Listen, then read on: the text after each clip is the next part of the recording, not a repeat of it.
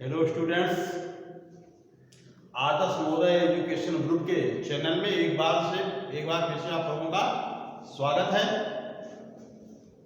कल के वीडियो में हमने आप लोगों को संकरण के बारे में बताया था, संकरण की परिभाषा बताया था हमने आपको।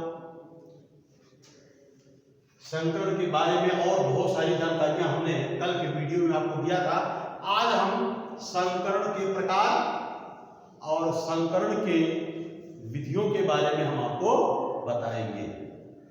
तो संकरण किसे कहेंगे, एक बार वापस डेफिनेशन देखिए, परिभाषा। दो भिन्न आनुवंशिक गुण वाले जनकों के मध्य निषेचन करवाना संकरण कहलाता है। दो भिन्न आनुवंशिक गुण वाले जनकों के मध्य निषेचन करवाना संकरण कहलाता है। संकरण दो प्रकार का होता है। संकरण के प्रकार में संकरण दो प्रकार का होता है। नंबर एक, अंतःप्रभेदी संकरण।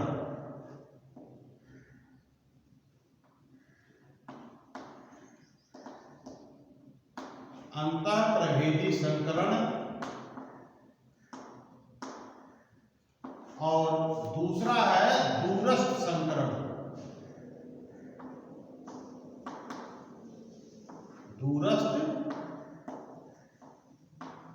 संकरण। तो अंतःप्रभेदी संकरण किसे कहते हैं? तो देखिए भाई, सबसे पहले अंतःप्रभेदी संकरण यानी एक ही जात के विभिन्न प्रजातियों के मध्य एक ही जात के विभिन्न किस्मों के मध्य निषेचन करवाना अंतःप्रभेदी संकरण कहलाता है। एक ही जात के विभिन्न किस्मों के मध्य निषेचन करवाना अंतःप्रभेदी संकरण कहलाता है। दूसरा दूरस्थ संकरण यानी एक ही वंश की विभिन्न प्रजातियों के मध्य अथवा अलग अलग वंश के विभिन्न प्रजातियों के मध्य संकरण करवाना या निषेचन करवाना दूरस्थ संकरण कहलाता है। वापस देखिए, दूरस्थ संकरण किसे कहेंगे? एक ही वंश के अलग अलग प्रजातियों के मध्य निषेचन करवाना या अलग अलग वंश के प्रजातियों के मध्य निषेचन करवाना, ये दूरस्थ संकरण कहलाता है। तो ये हो गया संकरण के प्रकार। दो प्रकार के संकरण मुख्य रूप से ये होते हैं। अब इसके बाद है संकरण की क्रिया। संकरण की प्रक्रिया।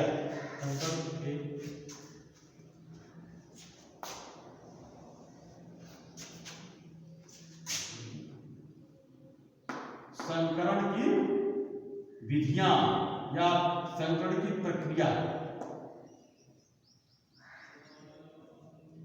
संकरण की प्रक्रिया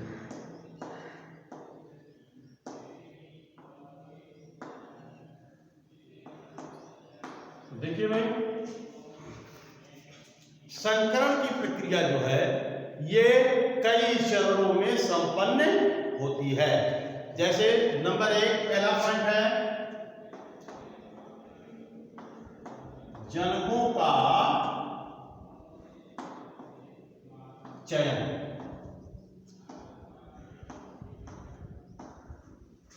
जनकों का चयन। जनकों का चयन, इसमें क्या किया जाता है? जनकों का चयन ये संकरण के उद्देश्य पर निर्भर करता है कि हमको संकरण के द्वारा किन दो गुणों को एक ही संतति में लाना है, उस पर निर्भर करता है जनकों का चयन। जैसे हमने आपको बताया था कल के वीडियो में, एक बासमती चावल में जो सुगंध होता है वह गुण और रत्ना चावल में जो अधिक उत्पादन क्षमता होती है यह गुण, ये दोनों गुण एक ही संतति में मान लो लाने का उद्देश्य है हमारा, इस उद्देश्य से संकरण कराया जा रहा। तो यहाँ पर जनकों का जनक कौन कौन? एक तो बासमती का जनक हो जाएगा और दूसरा रत्ना चावल की प्रजाति है वो एक जनक हो जाएगा। तो इसको हम कहेंगे जनकों का चयन। दूसरा है जनकों का मूल्यांकन,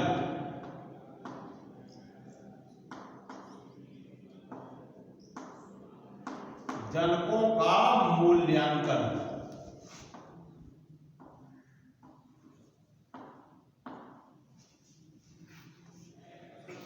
जनकों का मूल्यांकन, इसमें क्या किया जाता है कि जिन जनकों का चयन कर लिया जाता है संकरण के लिए, उनके लक्षणों के बारे में विशेष रूप से अध्ययन किया जाता है कि इसमें वह लक्षण किस हद तक, किस सीमा तक वह लक्षण इसमें विद्यमान है, जिसके लिए हम संकरण करवा रहे हैं। तो यह है जनकों का मूल्यांकन, यानी कि चयन किए हुए जनकों में वांछित लक्षणों का अध्ययन किया जाता है, लक्षणों के बारे में, इसे कहते हैं जनकों का मूल्यांकन। तीसरा है विपुंसन, बहुत महत्वपूर्ण पॉइंट है विपुंसन। तो विपुंसन किसे कहते हैं? वैसे परिभाषा देखें तो परिभाषा क्या है कि परागकोश के परिपक्व होने से पहले परागकोश को चिमटी से तोड़ करके हटा देना विपुंसन कहलाता है। यानी परागकोश के परिपक्व होने से पहले ही परागकोश को चिमटी से तोड़ करके हटा देना विपुंसन कहलाता है। अब ये विपुंसन क्यों किया जाता है? ये ध्यान देने वाली बात है कि विपुंसन जो है ये हमेशा द्विलिंगी फूलों में ही किया जाता है। द्विलिंगी फूल का मतलब वह पुष्प जिसमें स्त्री केसर पुरुष केसर दोनों एक ही फूल में है, वो द्विलिंगी पुष्प कहलाएगा। तो इसमें द्विलिंगी पुष्पों में ही विपुंसन की क्रिया की जाती है। क्यों किया जाता है? विपुंसन की क्रिया जो है अवांछित परागकणों के संदूषण को रोकने के लिए विपुंसन किया जाता है। क्या कहते हैं? अवांछित परागकणों के संदूषण को रोकने के लिए विपुंसन क्रिया किया जाता है। अब अवांछित परागकण क्या है? वह परागकण जिसकी हमको आवश्यकता नहीं है। अब आप सपोज करिए, जैसे हमने आपको बताया था कि बासमती और रत्ना चावल की दो प्रजाति है, इनके मध्य हमको संकरण करवाना है, तो हम क्या करेंगे? किसी एक के परागकण को दूसरे के वर्तकाग्र पर हम स्थानांतरित करेंगे। किसी एक के परागकण को, चाहे इसके परागकण को इसके वर्तकाग्र पर हम डालें या इसके परागकण को इसके वर्तकाग्र पर डालें।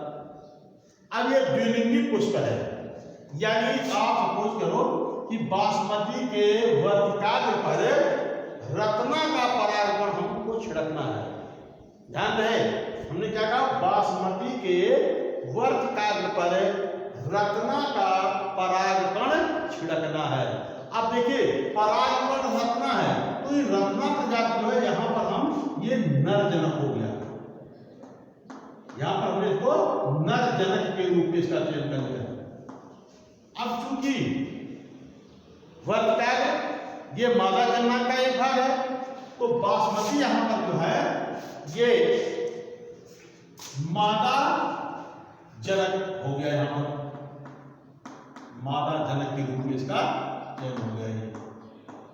अब यही देखिए, अगर हम कहीं बासमती के परागकण को इसमें डालते तो बासमती यहां पर नर जनक हो जाता और रत्ना जो है मादा जनक हो जाता। चलो ठीक है, अब यहां पर हम क्या कर रहे हैं? मान लीजिए कि रत्ना चावल के परागकण को बासमती के वर्तिकाग्र पर छिड़कना है, तो क्या करेंगे? अब चूंकि बासमती का फूल, मान लो ये बासमती का फूल है, अब इसी में जो है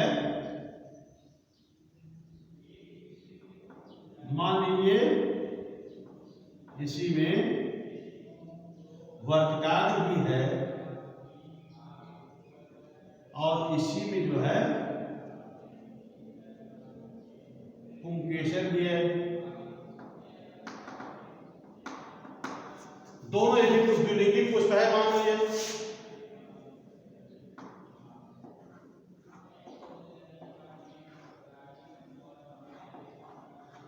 ये द्विलिंगी पुष्प है, यानी स्त्री केसर भी है, पुंकेसर भी इसी में है। तो हमको यहाँ पर रत्ना के परागकण को इस पर छिड़कना है। तो जाहिर सी बात है, अगर तो हम इस बासमती के वर्तिकाग्र को या बासमती के परागकोश या परागकोश से यदि बासमती के परागकोश को हम नहीं हटाएंगे तो क्या होगा, इसी का परागकण जो है इसके वर्तिकाग्र पर आ सकता है। जबकि अगर यही परागकण इस पे आ रहा तो संकरण तो हमारा हुआ ही नहीं। संकरण तो भिन्न आनुवंशिक गुण वाले जनकों को मध्य होगा, जैसे मैं बासमती रत्ना के मध्य करवा रहा हूं मैं। तो इसके लिए किया क्या जाता है कि इसके परागकण को जब हम इस पे छिड़केंगे तो केवल यही परागकण होना चाहिए, इसी का परागकण इस पर नहीं होना चाहिए। तो इसके लिए ये आवश्यक होता है कि बासमती के परागकण के संदूषण को रोकने के लिए इसके पराग पूरे पुंकेसर को या इसके परागकोश को चिमटी से तोड़ करके हटा दिया जाता है, यानी बासमती के फूल को एक लिंगी बना दिया जाता है। यानी परागकोश को हटा करके वो एक लिंगी पुष्प बन गया ये। अब इसके बाद यही क्रिया विपुंसन कहलाता है।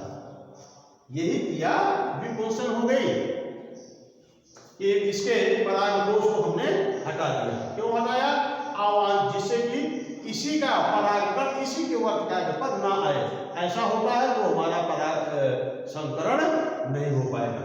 हमको करना क्या है, इसके परागकण को इसके वर्तिकाग्र पर हमको लाना है, और अगर ये इसी में रह जाएगा तो ये संदूषित कर देगा। अतः विपुंसन आवश्यक होता है। तो विपुंसन समझ में आ गया होगा आप लोगों को कि किसी पुष्प के परागकोश को परिपक्व होने से पहले चिमटी से तोड़ करके हटा देना विपुंसन कहलाता है। अगला चौथा पॉइंट है थैलीकरण।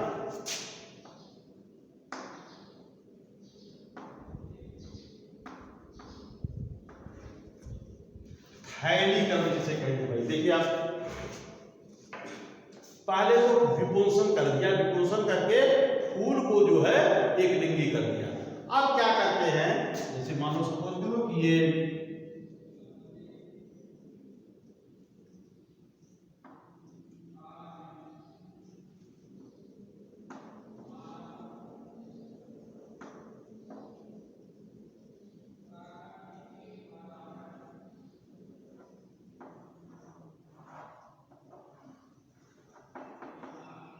ये मान लो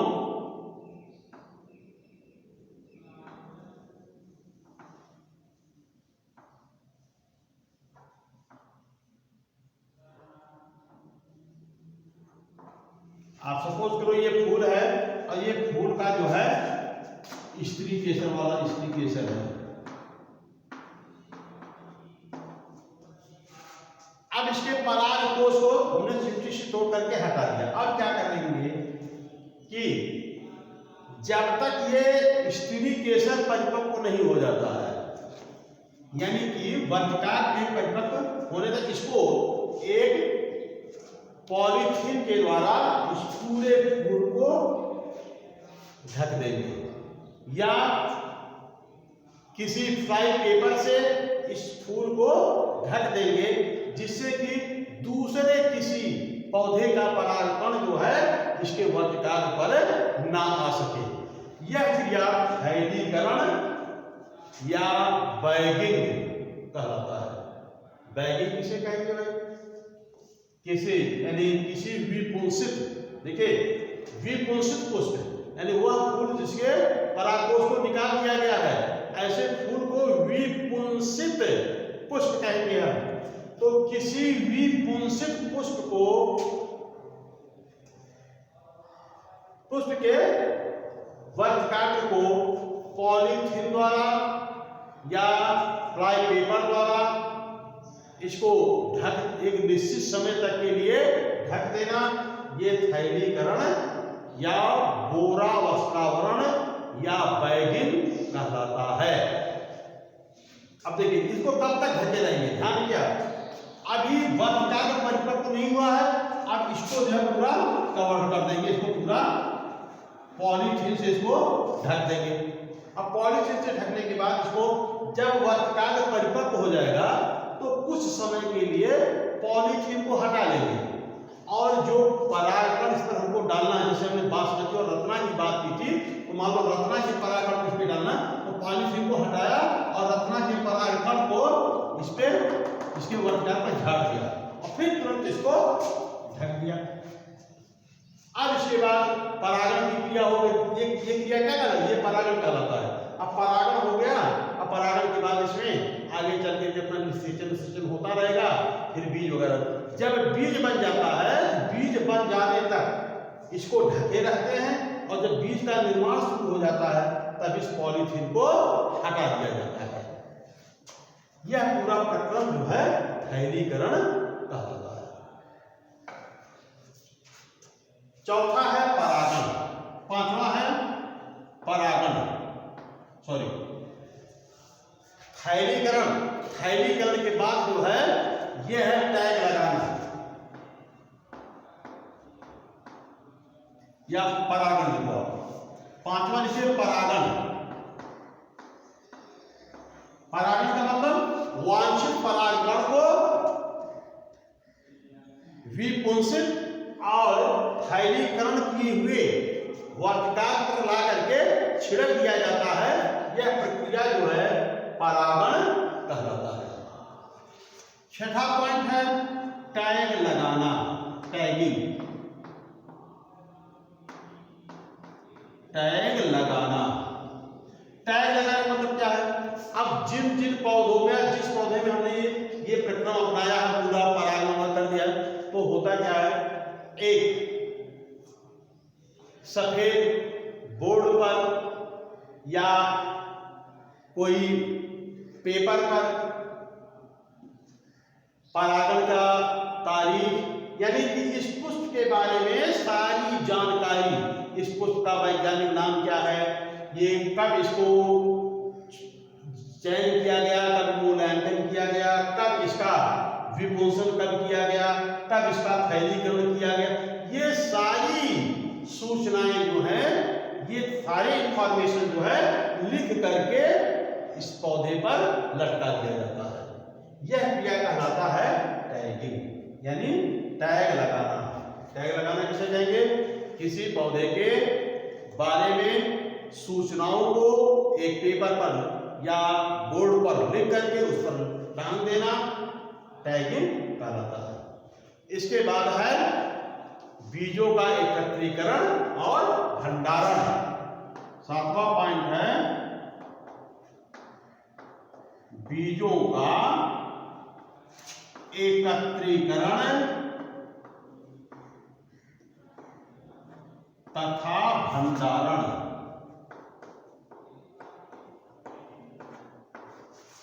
अब देखिए, अब ये निषेचन की क्रिया करवा दिया गया, वो परागण क्रिया हो गया, अब निषेचन टैग लगा दिया गया, अब निषेचन की क्रिया हुई। निषेचन क्रिया के बाद जो है इसके अंडाशय में जितने बीजांड होंगे लगभग उतने बीजों का निर्माण हो सकता है।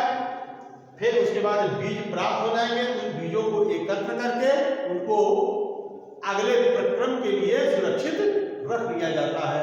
यह पूरा जो प्रक्रिया हमने आपको बताया है, यह जो है संकरण की प्रक्रिया है।